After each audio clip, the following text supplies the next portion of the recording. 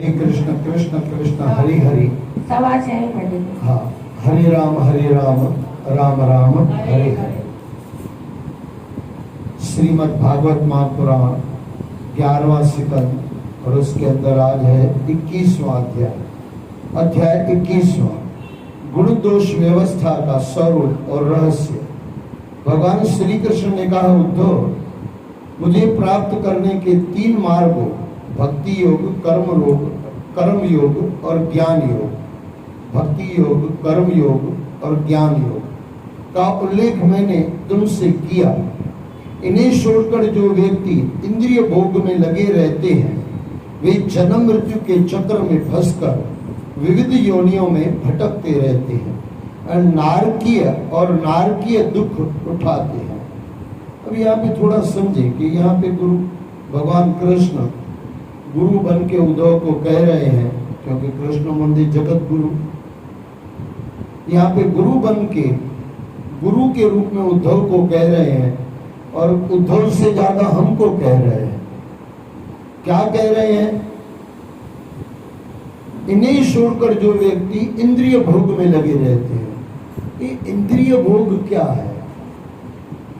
अगर मेरी भाषा में कहो ना, आंखों को जितना देखना है उससे ज्यादा देख रहा है, ज्यादा देख रही है, या जो नहीं देखना है वो देख रही है, ये इंद्रियों का भोग है।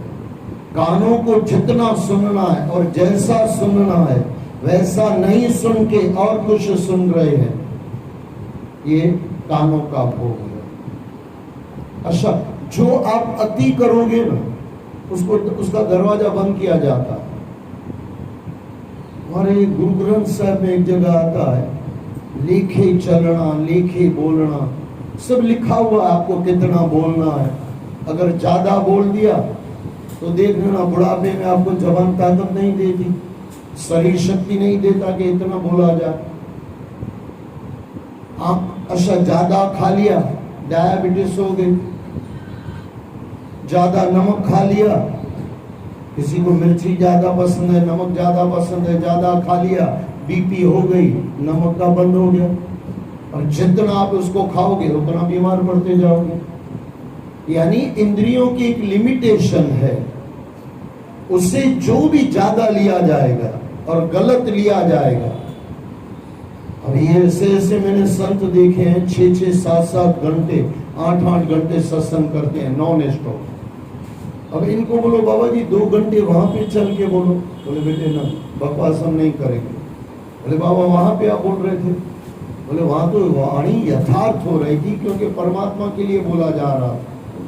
परमात्मा के लिए जितना भी ज्यादा हो जाए वो कभी अति होता नहीं है, और संसार के लिए जितना भी ज्यादा हो जाए वो सब अति है, वो भोग है और वो वासनाओं में ले जाएगा। अच्छा, भोग दूसरा ये भी होता है, जो आपके पास है ना उसमें ज्यादातर आदमी को सुख नहीं मिलता, जो नहीं है उसमें सुख दिखता है। मैंने काफी बार कहा है, फिर से मैं दोहरा के आगे बढ़ जाऊं, इसको थोड़ा समझने का प्रयास करना। किसी को बेटा नहीं है, आप बोलोगे उसको दुख है ना, क्योंकि बेटा नहीं है। अच्छा, किसी को 3 बेटे हैं, तो बेटे होने का दुख सुख इसके पास है क्या? तो आप थोड़ा उसमें चले जाओगे, उसने बेटे ने सुख दिया कि दुख दिया, इसको थोड़ा और मैं क्लियर कर दूं। वेसू में किसी को घर लेना है, पोश एरिया के अंदर जहां पे करोड़पति रहते हैं वहां पे उसको घर लेना है। घर नहीं है, पैसे नहीं है, ये नहीं है, इसको दुख इसका है। अच्छा, जिसके पास 3 घर हैं तो 3 घर होने का सुख है क्या? यह हुआ क्या भाई साहब? इसको तो 3 सुख होनी चाहिए, क्योंकि 3 घर है। और जिसके पास 1 घर नहीं है उसको 1 दुख है, और जिसको 3 घर है उसको 3 घर होने का सुख नहीं है। इसका मतलब क्या हुआ? वस्तुएं कभी सुख या दुख नहीं देती। अगर सुख देती तो 3 घर है, उसको सुख मिलना चाहिए। लेकिन जिसके पास नहीं है, नहीं का दुख हमको लगता है और होने का सुख कभी लगता ही नहीं है। और उसको अगर थोड़ा बदल दिया जाए, जो चाहा वो मिलता नहीं है, जो मिल जाता है वह पसंद आता नहीं है। काफी बार कई संतों से मैंने कहानी सुनी, गलत अर्थ मत देना, और काफी बार मैंने आपको ये कहानी कही भी है, एकदम छोटी सी कहानी, 1 मिनट में कहानी पूरी हो जाती है। पागलों का डॉक्टर था, उसका मित्र बैठा हुआ था, किसी को दवा दी डॉक्टर साहब ने, लगा इसको क्या हुआ, तो किसी लड़की से प्रेम था, इसको नहीं मिली, ये पागल हो गया। थोड़ी देर के बाद दूसरा कोई बंदा आया, तो सुनिए आपने कहानी, मेरे मुंह से ही कितनी बार सुनी होगी, लेकिन यहाँ पे कुछ कहना चाहता हूं वो समझे। दूसरे मरीज को दवा दी, वापिस वो दोस्त ने पूछा, बोले इसको क्या हुआ, बोले वो वाली जो लड़की उसको नहीं मिली थी ना, वो इसको मिल गई, इसके लिए दुखी है। बात समझ में आई? जिसको मिला वो भी दुखी, जिसको नहीं मिला वो भी दुखी। कितना भी सुख हो जाए, सगल सरसट का राजा दुखिया, हर का नाम जपत हो सुखिया। अगर आपको सुख पाना है, गुरु ग्रंथ साहब, नववीं पातशाही, तेग बहादुर साहब, जो सुख को चाहे सदा शरण राम की ले। लेकिन इंसान गुरुओं के पास, परमात्मा के पास कब जाता है? जब दुख आ जाता है, तब परमात्मा याद आता है। अगर शायद परमात्मा ने, वैसे तो संत महात्मा कहते हैं दुख है ही नहीं, लेकिन आप एक बात मैं आपको दूसरी कहूं, अगर आपको जीवन में दुख नहीं लगता होगा तो आप परमात्मा को कभी याद ही नहीं करते। दुख में सिमरन सब करे, सुख में करे न कोई, जो सुख में सिमरन करे तो दुख काहे को हो। तो यहाँ पे जो कहा जा रहा है वो बराबर समझ लो। भोग यानी अच्छा, जो भोग हमारे पास है, जो वस्तुएं हमारे पास है वो सुख नहीं देती है, और जो नहीं है वो दुख देती है। ये थोड़ा फिर से मैं दोहरा दूं, जो घर नहीं है उसका दुख उसके पास है, जिसके पास बेटा नहीं है, बेटा नहीं होने का दुख है, और जिसके 7-8 बच्चे हैं, अठुमल नाउमल, किसी का नाम हो तो माफ करना, सोमर मंगल नाना रखना उधर, इतने बच्चे हैं, इतने बच्चे होने का सुख कहाँ है भाई? सुख न वस्तुओं में है, न कहीं जगह में है, सुख आपका आपके पास है।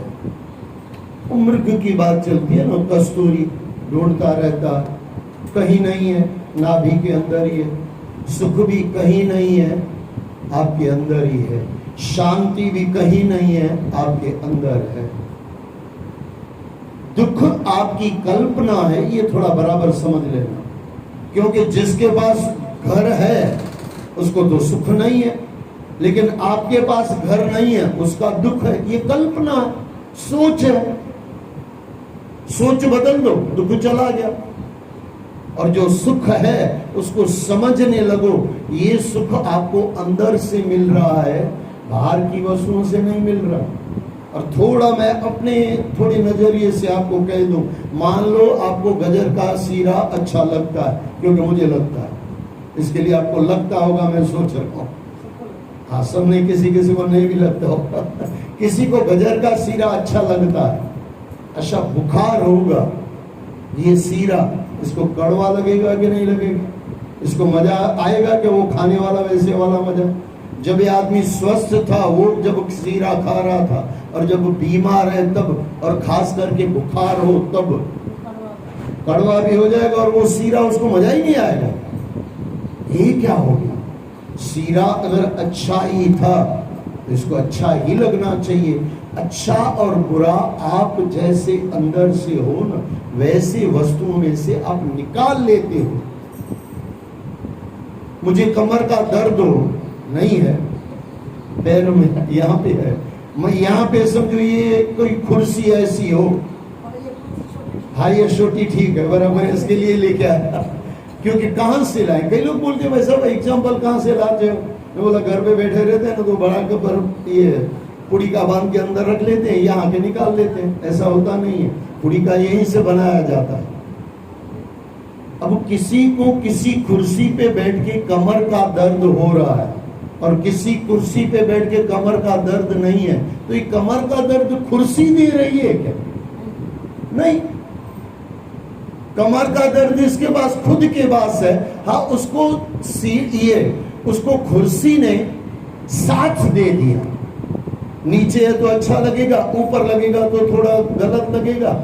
कोई भी वस्तु न आपको सुख देती है न दुख देती है।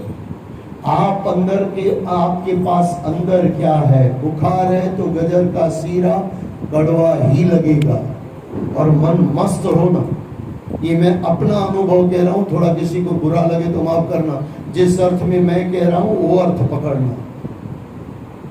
जवानी में मेरे खाने में बहुत नाटक थे, ये नहीं चाहिए वो नहीं चाहिए, लेकिन आज आप मुझे कुछ भी दे दो, लेकिन जो खाना चाहिए वो अभक्ष्य नहीं। करीब करीब मुझे सब सब्जियां चलती है, करीब करीब। ये क्या हो गया? जैसे जैसे अंदर आपको मजा आता जाएगा न, आनंद आता जाएगा न, ये मेजर टेप आपको मैंने हर इंसान को बताया हुआ है, यहाँ पे जो आते हैं वो, जैसे जैसे आपकी उम्र बढ़ती जाए न, भक्ति बढ़ती जाए न, वैसे वैसे अंदर से आनंद आना चाहिए।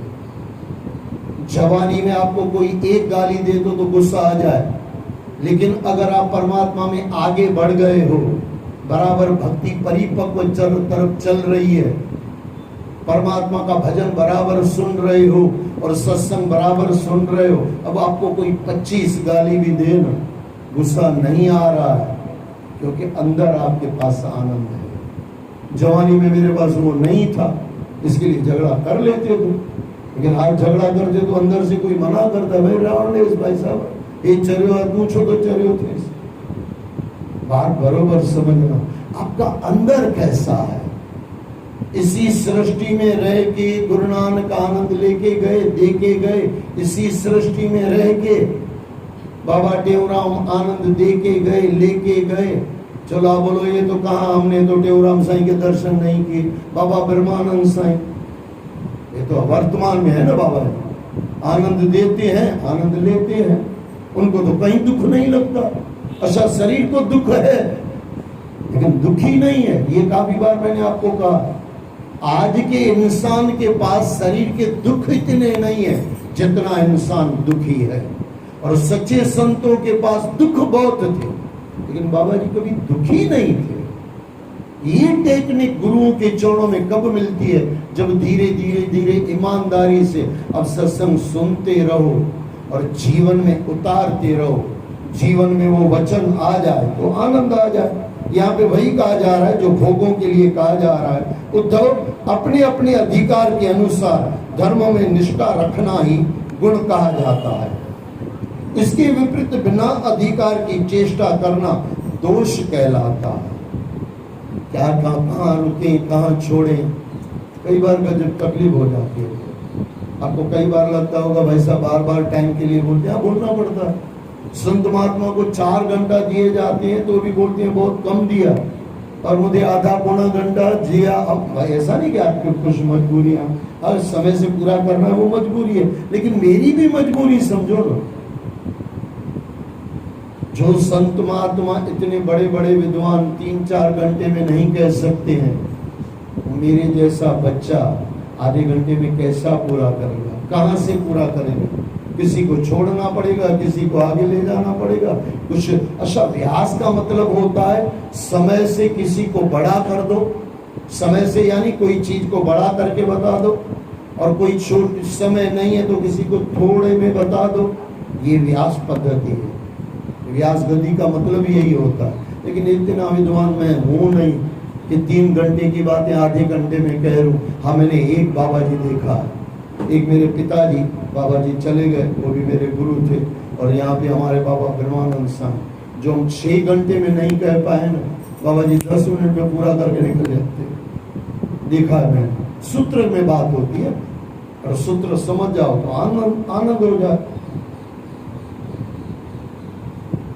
कहना था लेकिन समय के अभाव। कहा जाता है कि इसके विपरीत बिना अधिकार की चेष्टा करना दोष कहलाता है। गुण दोष की मूल व्यवस्था अधिकार के अनुसार की जाती है, किसी वस्तु के द्वारा नहीं। वस्तुओं के समान होने पर भी शुद्धि अशुद्धि, गुण दोष और शुभ अशुभ आदि का विधान किया जाता है। न कर्म कोई गलत है न कोई अच्छा है। आपकी उसमें भावना क्या है? यहाँ पे आप एक आदमी को, किसी को गाली दे दो, किसी को लाफा मार दो, तो आपके ऊपर केस चल सकता है। लेकिन मिलिट्री वाला सामने वाले को, किसी को पूरा मार देता है, 500 आदमी को मार के आता है, उसको परमवीर चक्र मिलता है। अब आप बोलो उसने 500 मारा, उसको तो आपने परमवीर चक्र दिया, मैंने तो पड़ोसी को मारा तो आपने जेल में डाल दिया। आपकी भावना अलग थी और वहां भावना अलग थी। वहां देश को बचाने की भावना थी, और यहाँ आपका कुछ स्वार्थ है, काम क्रोध लोभ मोह, कुछ न कुछ स्वार्थ है, अभिमान तो है ही है, तभी तो आपने उसको मारा। इसका अभिप्राय पदार्थ के ठीक ठीक निरीक्षण से है। इसके द्वारा समाज का व्यवहार और धर्म संपादन ठीक प्रकार से चल सके और जीवन निर्वाह में भी सुविधा हो, इस बात का ध्यान रखा जाता है। इससे यह लाभ है कि मनुष्य विषय वासनाओं के जाल में नहीं फंसता और अपने जीवन को नियंत्रण करके मन को वश में कर लेने का भरपूर प्रयास करता है। जब वस्तुओं को, व्यक्तियों को समझ जाता है। व्यक्ति आपको सुख नहीं दे सकते तो अच्छा, सामान कोई भी आपको सुख नहीं दे सकता, पदार्थ आपको सुख नहीं देता, कोई व्यक्ति भी आपको सुख दे नहीं सकता, ये भी याद रख लेना। सुख दुख आपकी कल्पना है, और सुख आप अंदर से आता है और बाहर दिखाई देता है, बस इतना है, बाहर किसी से सुख मिलता नहीं। प्रिय उद्धव, यद्यपि सभी मनुष्यों के शरीरों में पंचभूत समान रूप में होते हैं, पंचभूत याद है ना, पृथ्वी जल अग्नि वायु आकाश, परंतु वेदों के द्वारा इन्हें वर्णा आश्रम के में बांटकर यह प्रयास किया गया कि वे अपने अपने धर्मों के अनुसार अपनी वासना प्रवृत्तियों को नियंत्रण करके धर्म अर्थ काम मोक्ष इन चारों पुरुषार्थों को सिद्ध कर सके। ये सब मर्यादा को ध्यान में रखकर किया गया है। देश काल की पवित्रता अपवित्रता भी इस आधार पर तय होती है। जिस देश में कृष्णा सार मुर्ग और साधु भक्त न हो, जिस देश में कृष्णा सार मुर्ग और साधु भक्त न हो, वह देश अपवित्र है। संस्कार रहित उत्तर प्रदेश और संत विहीन स्थान भी अपवित्र है। उत्तर प्रदेश यानी जिसमें कुछ बीज डालो लेकिन उसमें से कुछ फल ना आए, बंजर भूमि समझ लो।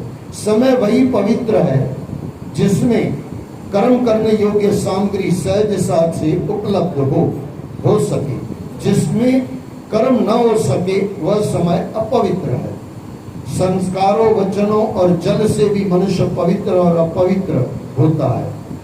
शुद्ध संस्कार शुद्ध वचन शुद्ध जल मनुष्य को पवित्र करता है। शुद्ध संस्कार शुद्ध वचन शुद्ध जल मनुष्य को पवित्र करता है, जबकि अशुद्ध संस्कार वचन और जल से अपवित्र भी कर देता है। तत्काल पकाया हुआ अन्न शुद्ध होता है और बासी खाना अशुद्ध होता है। इसी प्रकार शक्ति अशक्ति बुद्धि मूर्खता वैभव और दारिद्रता से भी शुद्धि और अशुद्धि मानी जाती है।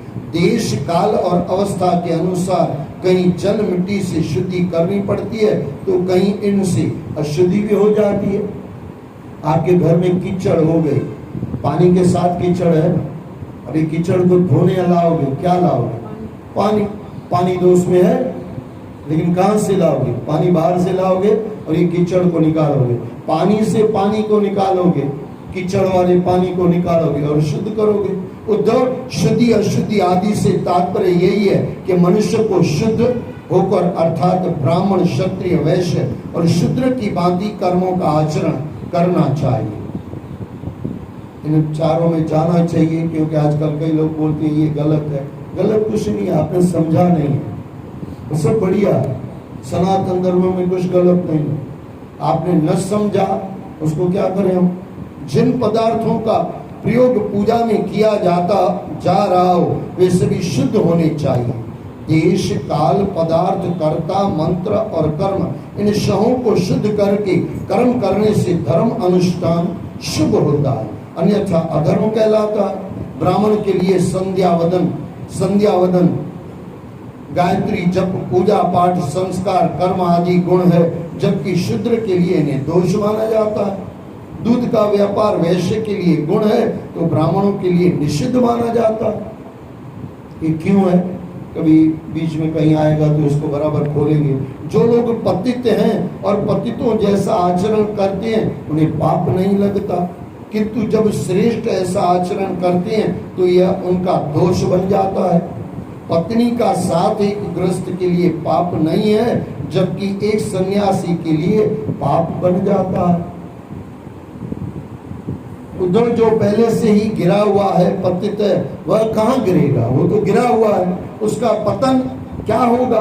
मनुष्य जिन गुणों दोषों को छोड़ देता है वह उनसे मुक्त हो जाता है। मनुष्य के लिए इसी कारण वैराग्य का मार्ग परम कल्याणकारी माना गया है। यह शोक मोह और भय को मिटाने वाला है। किसी वस्तु में मोह हो जाने से उसे पाने की लालसा उत्पन्न हो जाती है और उस लालसा में विघ्न पड़ जाने से कलह की स्थिति बन जाती है। कलह से क्रोध उत्पन्न होता है और क्रोध होने से हित अहित का बोध नहीं रहता है। उसे अज्ञान जकड़ लेता है। इस अज्ञान से मनुष्य की शुद्धि चेतना नष्ट हो जाती है। चेतना लुप्त होने पर मनुष्यता जाती रहती है, जो ज्यादातर आज इंसानों में चली गई है। आज मनुष्य कहाँ है?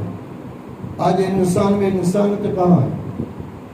अच्छा, मैं थोड़ा सिंधी में कह दूं जी, माण्हू आए का थे, गडो अथस पुटो अथस सब अथस, माण्हू का थे भाई साहब?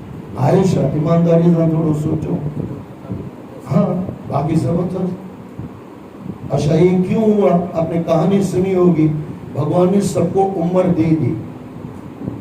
कुत्ता गया भाई इतनी उम्र थोड़ी चाहिए, और इंसान गया इतनी उम्र में मेरा थोड़ी कुछ होगा। तो इंसान में कहानी बड़ी है, उसको मैं एकदम शॉर्ट कर रहा हूँ। फिर गधे की उम्र दी गई, कुत्ते की उम्र दी गई, उल्लू की उम्र दी गई।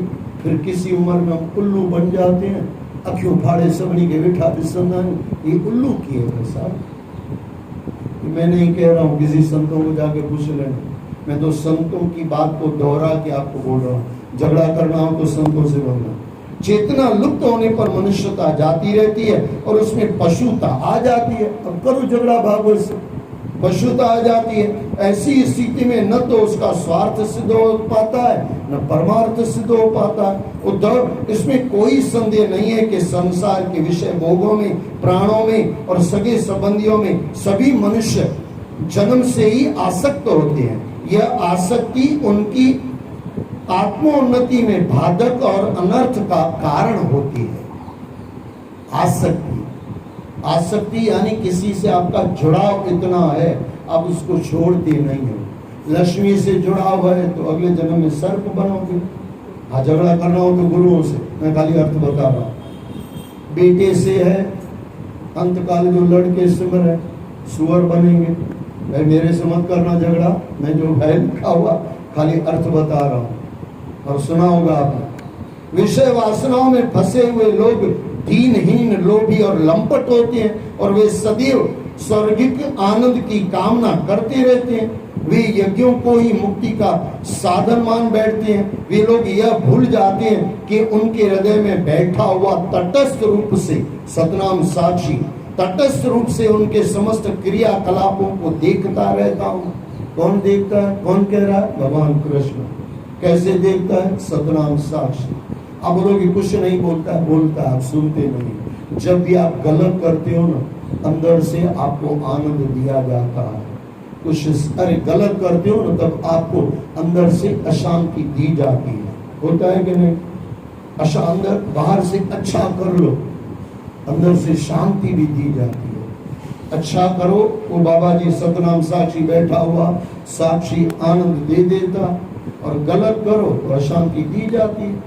अशांति आपके कर्मों का फल है, शांति परमात्मा की कृपा है। वे स्वाभाविक संध्या पूजन आदि न करके पशु बलि द्वारा हिंसा का खेल खेलते हैं और अपनी इंद्रियों की तृप्ति के लिए वध किए गए पशुओं के मांस से यज्ञ करके देवताओं को, पितरों को तृप्त करने का ढोंग करते हैं।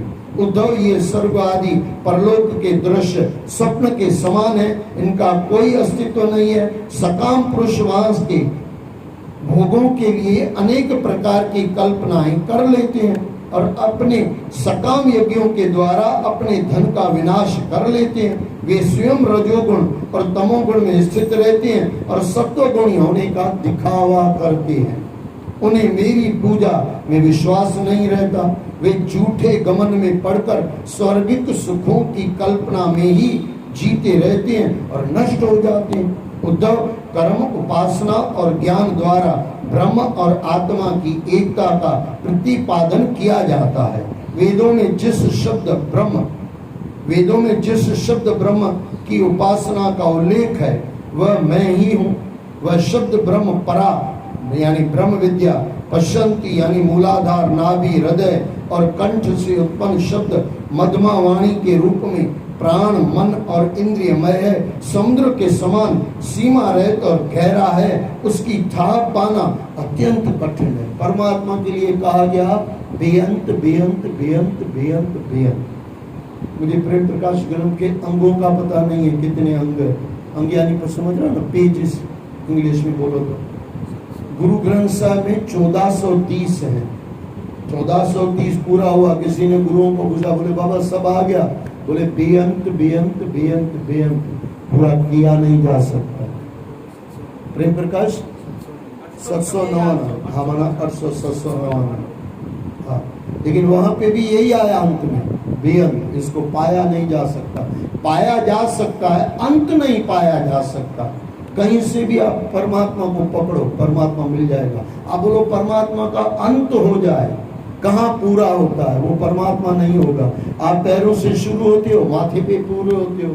परमात्मा ऐसा नहीं होता। परमात्मा तो ब्रह्म है, बढ़ता रहता है, बढ़ता रहता है, उसको ब्रह्म कहा गया। उसकी था पाना अत्यंत कठिन है। उद्धव, मैं अनंत शक्ति संपन्न और स्वयं अनंत ब्रह्म हूँ। मैंने ही वेद वाणी का विस्तार किया है। यह वाणी हृदयागत सूक्ष्म ओंकार द्वारा अभिव्यक्त होती है। यह वेद वाणी कर्म कांड, ज्ञान कांड और भक्ति यानी उपासना कांड में किन देवताओं का वर्णन करती है उसे मेरे सिवाय कोई नहीं जानता। सभी श्रुतियां वेद कर्म कांड में मेरा ही विधान करती है। उपासना कांड में उपास्य देवताओं के रूप में मेरा ही वर्णन करती है और ज्ञान कांड में आकाश आदि रूप से मुझ में ही अन्य वस्तुओं का आरोप करके उनका निषेध भी कर देती है। अंत में एक मैं ही रह जाता हूँ। जित देखो तित मेरो सानी। सतनाम साखी, सतनाम साखी, सतनाम साखी। मतलब इज्जत बची है।